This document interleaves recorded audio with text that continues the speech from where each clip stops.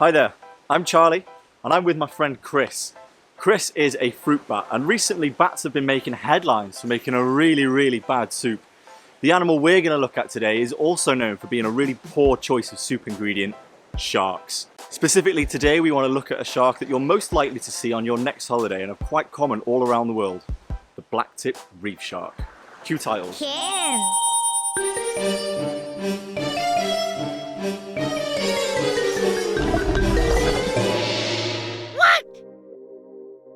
Shark fin soup has been a disaster for global shark populations, which have declined by 50% in the last decade. Now, I really like my sharks. In fact, I like mine so fresh, they're still swimming. Let's go take a look.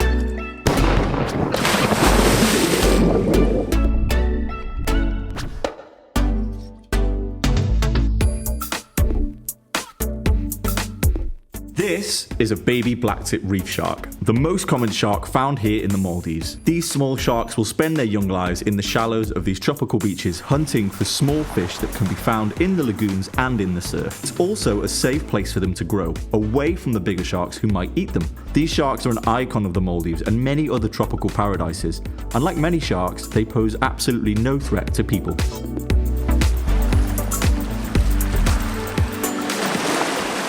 Everybody loves a good walk on the beach, and here in the Maldives you can do it with the shark-infested shallows.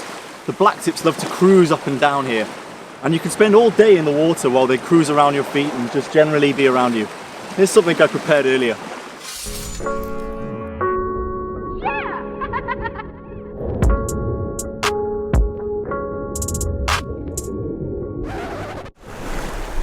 In these turbid waters, sharks can...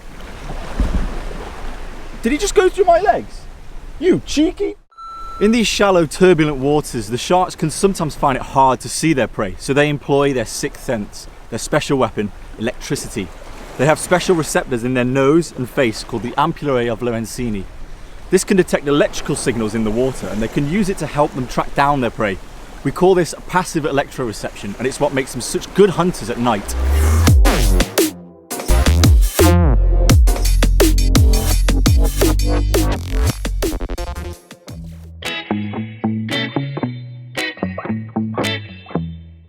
Once the sharks are all grown up, they will leave the safety of the shallows to hunt on the reef. They can grow up to 1.4 meters and will prey on slightly bigger fish than they did before, and even cannibalize on smaller sharks. Much like their cute, younger selves, adult blacktips pose no danger to humans, and you can swim or dive with them freely. They are naturally shy and skittish, so it's quite hard to get them to come close. Sharks mainly communicate through their body language and are also very good at reading our body language. Much like dogs, how you behave around them can affect their behaviour too. Being calm and relaxed or getting all excited can dictate how they interact with you. So there are ways you can control a shark interaction by how you as a snorkeler or diver behave in the water. Take eye contact, for example. Being looked at by something is a very obvious behaviour of interest that every animal understands. It can be a very powerful tool.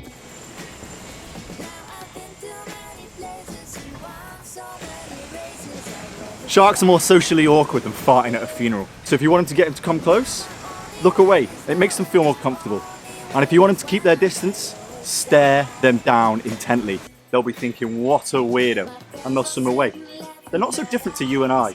It's just like walking past a stranger.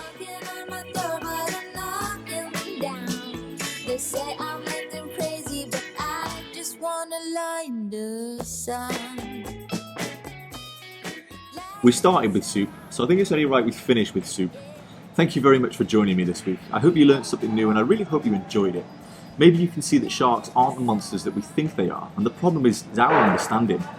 I like to think it's Hollywood that's to blame. All those years of portraying sharks as these brutal monsters. And once again, it's the bat's fault. Hand me down the shark repellent bat spray!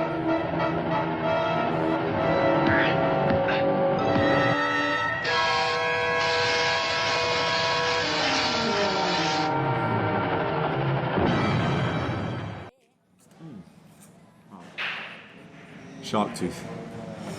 Maybe it's time we started asking ourselves who the real monsters are. Thanks very much. See you next time.